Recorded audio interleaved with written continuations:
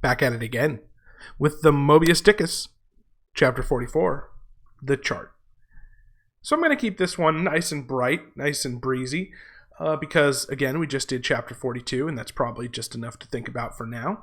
But nevertheless, I am going to point out when the same ideas that we've explored in chapter 36 and chapter 42 rear their heads again, as they do a bit into this chapter, when we're talking about Ahab's apparent method of tracking the way that the currents and tides of the ocean move to try to find Moby Dick.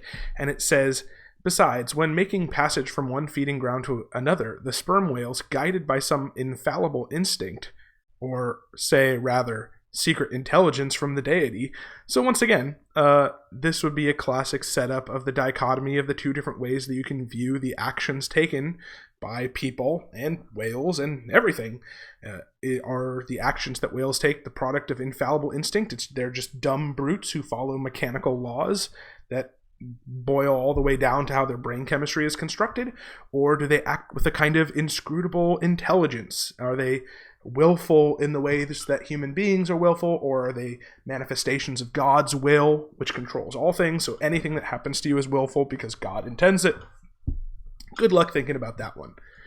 And then the other thing I want to talk about here is this final paragraph, because A, it's just so fun to read, but also it's another interesting comment on obsession, which Ahab, of course, as a character, you already know Ahab as being associated with the idea of obsession. So let's read this paragraph. Often when forced from his hammock by exhausting and intolerably vivid dreams of the night, which resuming his own intense thoughts through the day, carried them on amid a clashing of frenzies, and whirled them round and round in his blazing brain, till the very throbbing of his life-spot became insufferable anguish, and when, as was sometimes the case, these spiritual throes in him heaved his being up from its base. Look at all the alliteration that's happening. Round and round, thoughts through, blazing brain.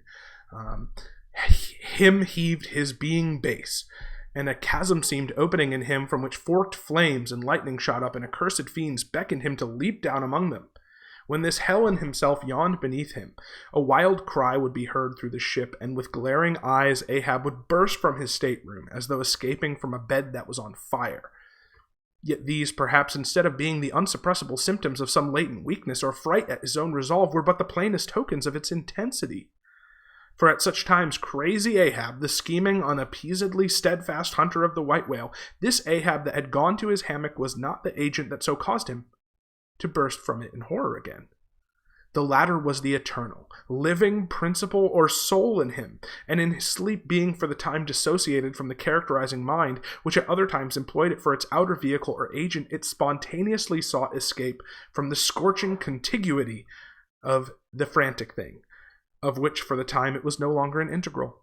But as the mind does not exist unless leagued with the soul, therefore it must have been that in Ahab's case, yielding up all his thoughts and fancies to his one supreme purpose, that purpose, by its own sheer inveteracy of will, forced itself amongst gods and devils into the kind of self-assumed independent being of its own.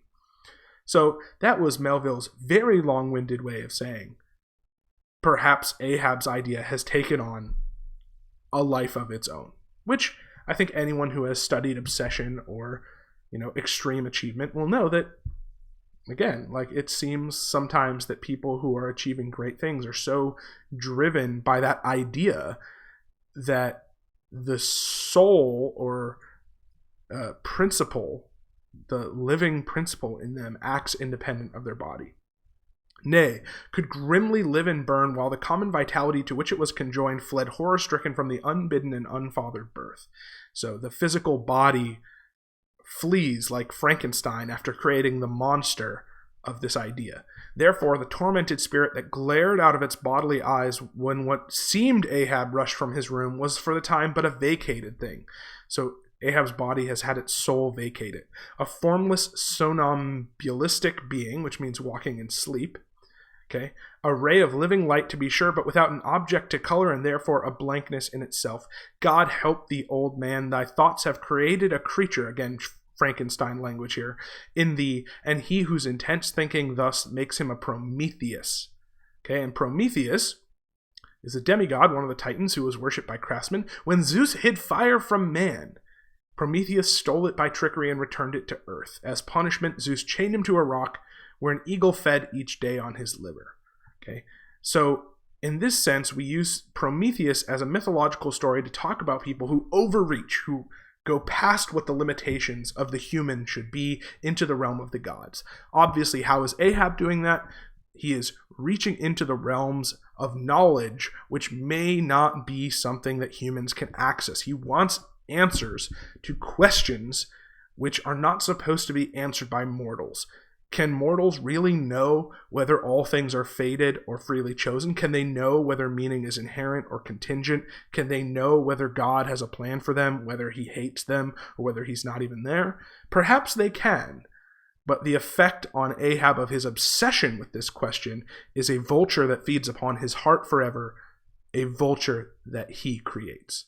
So I think, again, not my opinion, not Melville's opinion, but this chapter's opinion is a warning sign to those who would seek the kinds of answers and knowledge that Ahab is seeking. The consequence seems to be not only separation from one's own humanity, but one's feelings for others, as noted in the image of the heart. Okay, see you guys in chapter 45.